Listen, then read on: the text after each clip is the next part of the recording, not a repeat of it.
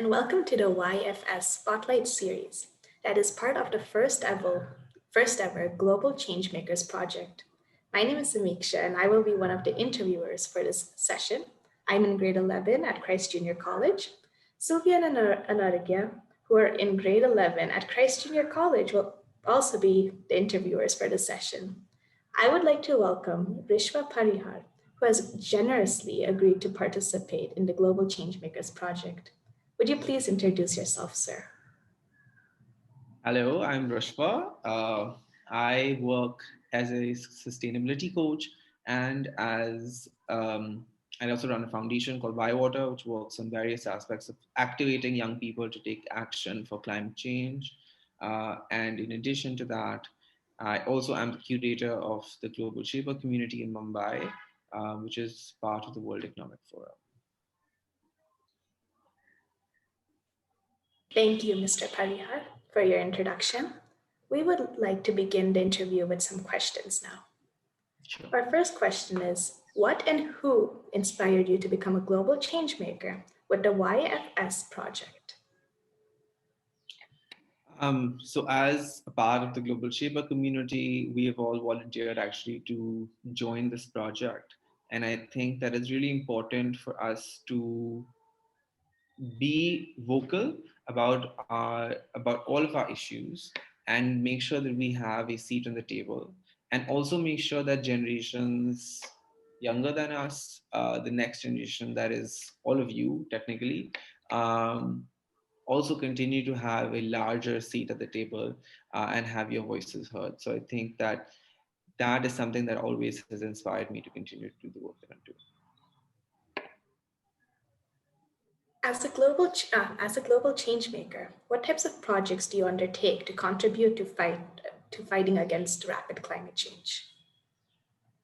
That's a very interesting question, and I think that there are many things that I do, and I think that there's also a lot that um, I do as a part of a larger community, and I think that it's also something that everyone can start contributing towards. First, of course, at an individual level, what I do is I try to make sure that my footprint is as small as it can be.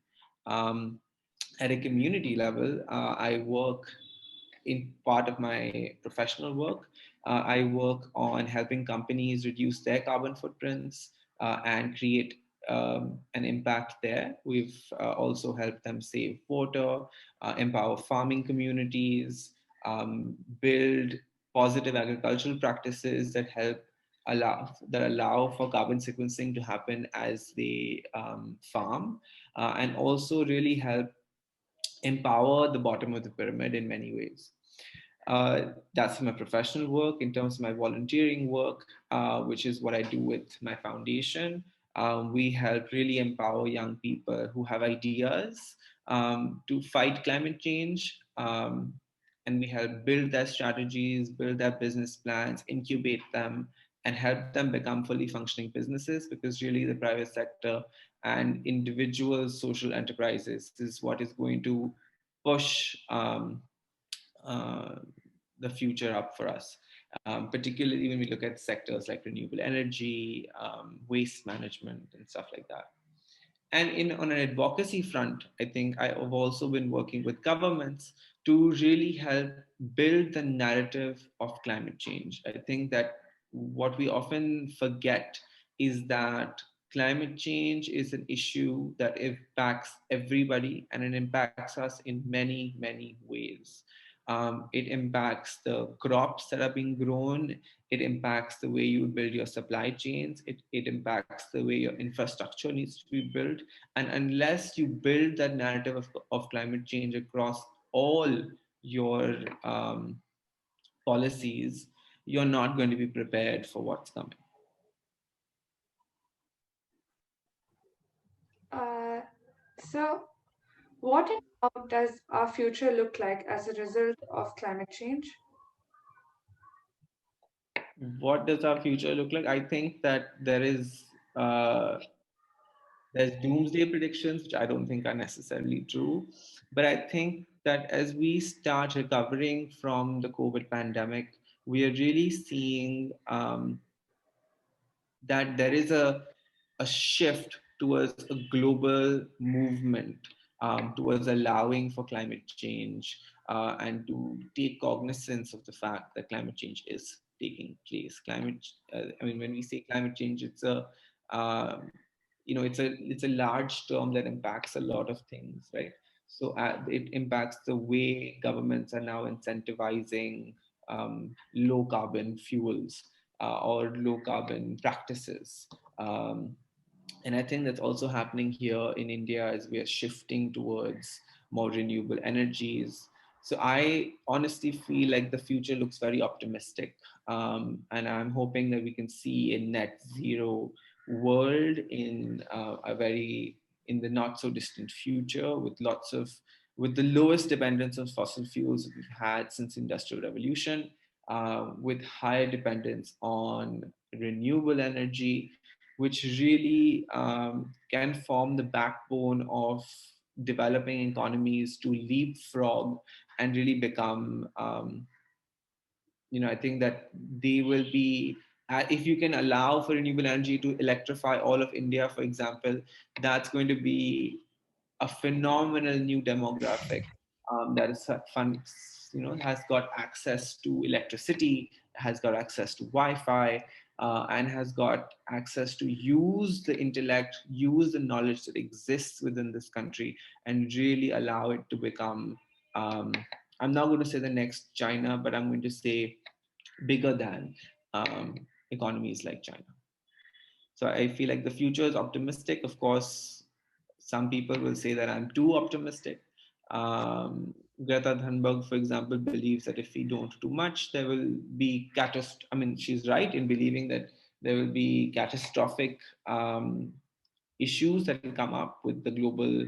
If the temperatures continue to rise, we will definitely see quite a lot of catastrophe with rising sea levels, with a lot of the arable land becoming non-arable.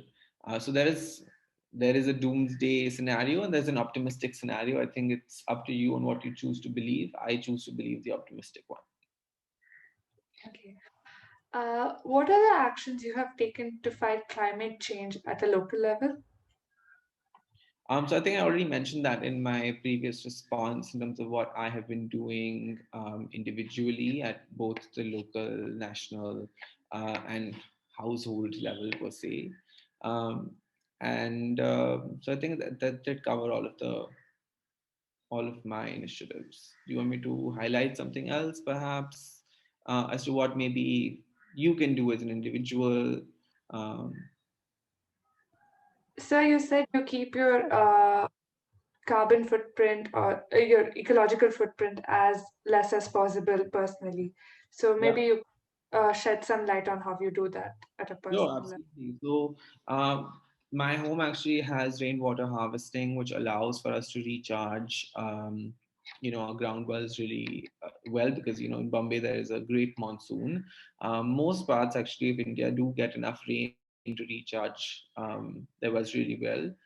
So we have that. We also try to produce as little waste as possible. We grow our own food, so we don't buy vegetables and any greens from outside. We grow it ourselves, which is with in a farm that we have close by.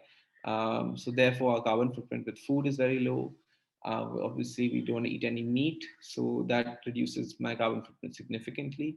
And even in terms of processed foods and stuff, we buy our waste output is very little. Compost at home, all the organic stuff that we produce, and I have a segregated recycling system which allows for us to actually give the plastic away separately, specifically, and not get mixed up with the general waste that goes out in the city. So, as a global change maker, have you observed people becoming more responsible with regards to taking action towards climate change? I think we're talking about it a lot more than we used to, which is great. I don't know whether that's definitely we're definitely seeing responsible action yet, but we're definitely seeing responsible talk, and I think that talk then will lead to action optimistically. So, So, how do you think an individual can become responsible with I think regards to? the choice that individuals have is really as consumers, right? I think the change really that now needs to happen is with large corporations, large businesses, with large governments. And your voice is important. And your voice, not in just what you say, but in how you act. So you have to become a responsible green consumer, is what I call it, which is a consumer that cares about climate change and is willing to put their money where their mouth is. Which is, if you care about climate change, you need to start supporting brands that are making climate friendly products. You need to buy from those brands. If you continue to buy from brands that are polluting the planet, you're continuing to be their customer, then you're not putting your money where your mouth is. You're just talking about climate change. So I think that we live in a world today where alternatives exist for everything. For everything that you can think of, there are eco-friendly alternatives with brands and companies that are doing more than their share that they need to do to help support the planet, to help build infrastructure from the ground up, to help support communities that are going to be impacted by climate change the most. And as individuals today, what we need to do is start supporting these brands. Yeah, thank you. And what are your views on climate change deniers?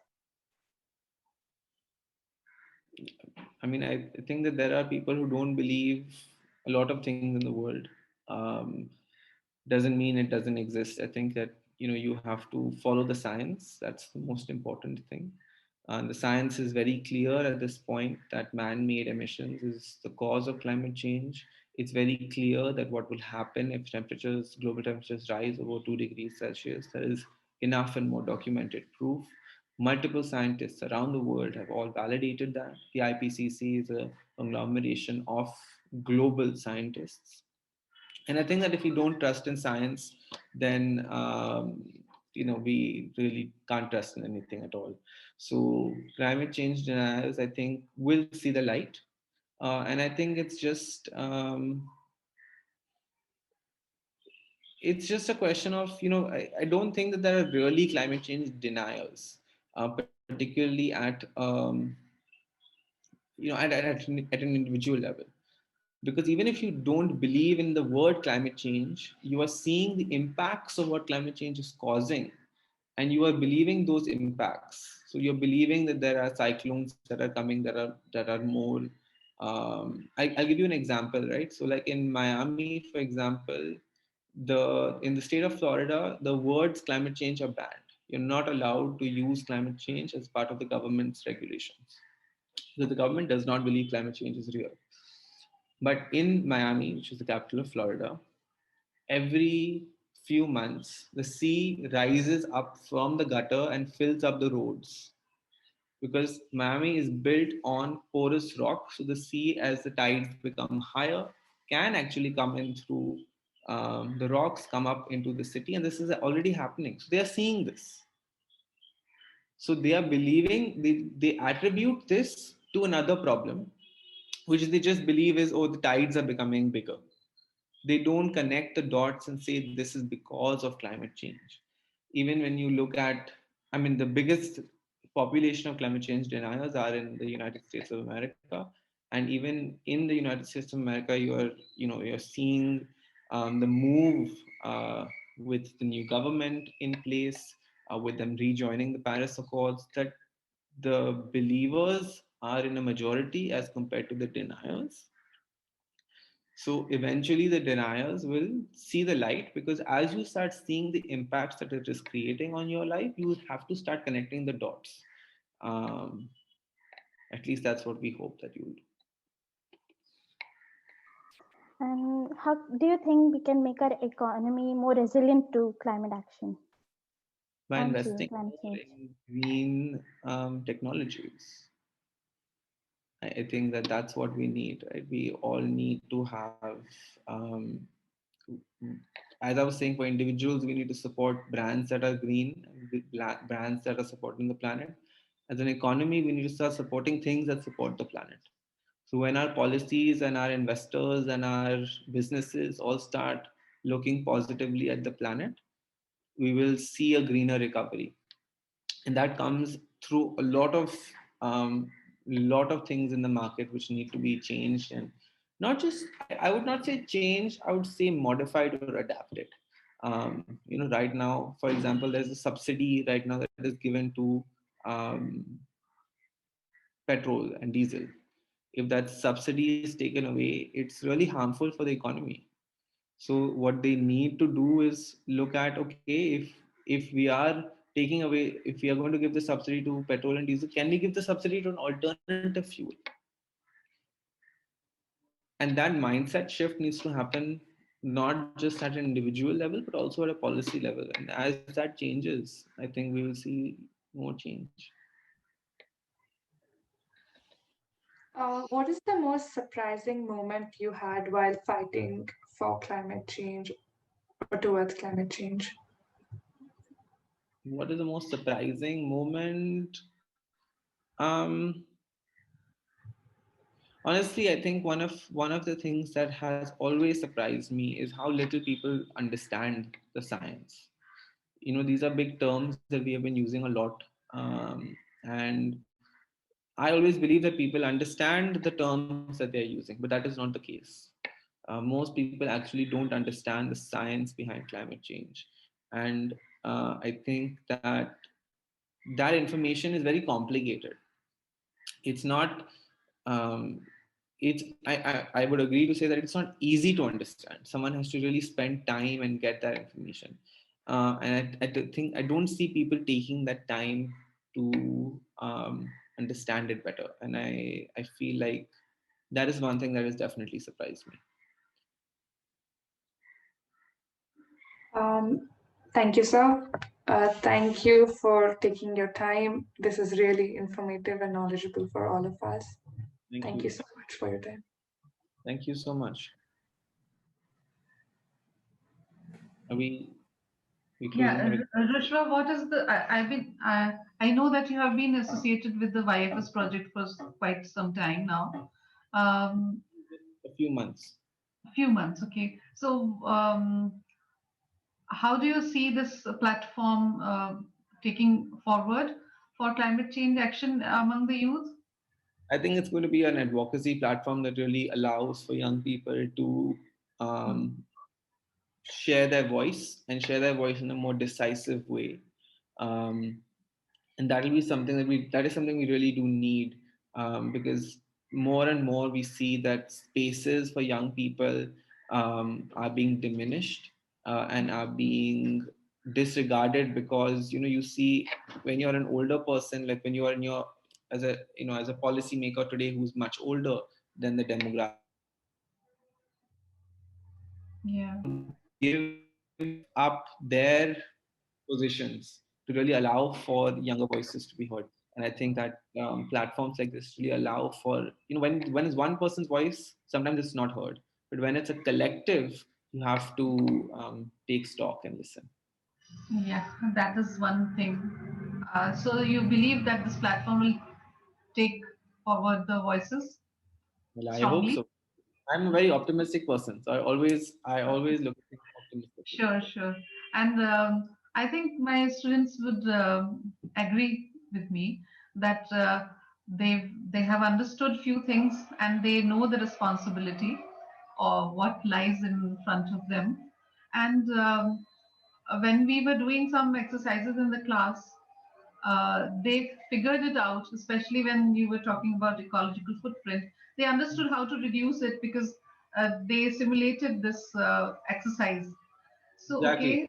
okay, they did repetitive actions. Okay, now still my footprint is high. So they were not very confident. I mean, they were not feeling very good about it. So I feel in future they will think that they have to reduce it. And Absolutely. Can I just recommend that you do this exercise of calculating your ecological footprint every year? hmm, yeah, That it's a constant reminder to you that how much what your footprint really is like. And you can do this even if you want only carbon, only water, a combination of both. But do it, because it I think that sometimes when you see those numbers so starkly in front of you, you feel like, no, I must change it. And then sometimes, life happens and you forget about it. So it's good to keep reminding yourself that our footprint is high. We need to reduce it. And as you see it reducing, I think it'll also make you really happy and motivated to keep doing more, because I always believe that sustainability is a journey. Once you start on this journey, there's a lot that you can do. The toughest thing to do is to start. The first step is harder always. Yeah. Always. And can I ask one more question from my side? Absolutely. Yeah. So you were thinking about from the consumer point of view, we should purchase green products to boost the economy as well. And I mean, in the counter action for the already fossil fueled economy. So see, policy shifts will happen very slowly because all natural resources are understood and imagined and acted on as like free gifts, right? Absolutely. So nobody thinks that they should be I mean, rationed or what any natural resource. So Absolutely. how do you think that politicians will make a shift in their thinking? The thing is, some politicians are already making this shift in their Yeah. thinking, right? I mean, if you look at global politicians in the world, there is a clear shift towards taxing for adding the carbon tax to policies and incentivizing green policies. Norway is an excellent example of where they're doing it this year. In the year of 2020, 73% of all the cars that were ever purchased in Norway were electric cars. Yeah. It's unheard of, right? And that was because they added a tax to the petrol cars and they added an incentive to the electric cars, which made it easy for everyone to make that choice. I think that policymakers need to just see, at the end of the day, policymakers will go with the shift of where their vote bank is going. If their vote bank is going to vote for, we want to have fossil fuels, we want to support big, and even if you look at the rural vote bank does not care whether you got them power from a coal plant that you built or whether you got them power from solar panels. They care that there is power in their house. But if you not only got them solar panels, but got them power into their house, and then trained the technicians or the electricians in that village to become solar technicians, which is what is happening in lots of states in India right now, then you're not only creating jobs in the rural market, which is making them happy, you're also giving them all the things that you promised, the bijli, the makan, and that's going to get you votes. So if you see a lot of rural constituencies for politicians in India that are already thinking about it from this perspective, they are setting up solar stations all across. Because to set up to set up a central power grid, like a big station, and then have the grid expand into all these different sectors is expensive and takes a lot of time. But a solar panel costs 25,000 rupees, which if they spend the same amount of money and just give it to everybody in their constituency, they are assured the next victory. So I think that it's already happening. This shift that we are talking about hypothetically, it's already there. We're just not seeing, because it's not happening at Yeah, small pockets, and it is not seen on the media as well. It's not seen on the media at all. Yeah. Because the media is capturing, Sushant Singh Rajput and all the other wonderful controversies that they make up. But these good stories that are happening, they're not being captured. But that doesn't mean it's not happening. It's Not happening. Yeah. And the slow pace of it does it require more impetus? It does. It absolutely does. And for that, we need people to care about it more. See, the more people that care about climate change, the more people that talk about this, the more policy will change, the more private sector will change. At the end of the day, consumer is king. Voter is king, consumer is king. So it Okay. really is what you say goes. Yeah. Right. Good enough. Good enough. I think Samiksha want to say something. No, no, I just wanted to thank sir for coming. Okay, yeah. Okay, I think Rushva, this was quite nice and interactive meeting with you, and Right? I believe that all my students have benefited from your discussion. Very, very Hopefully, grateful. Thank you for your time and for interacting with me. I loved interacting with all of you. So I just want to say thank you from my end as well. Very grateful for this. thank you, Rushva. Thank you so much for coming. It was Thank a you so much. pleasure. It was honestly a very learnable process for us. Thank you. Bye. Bye.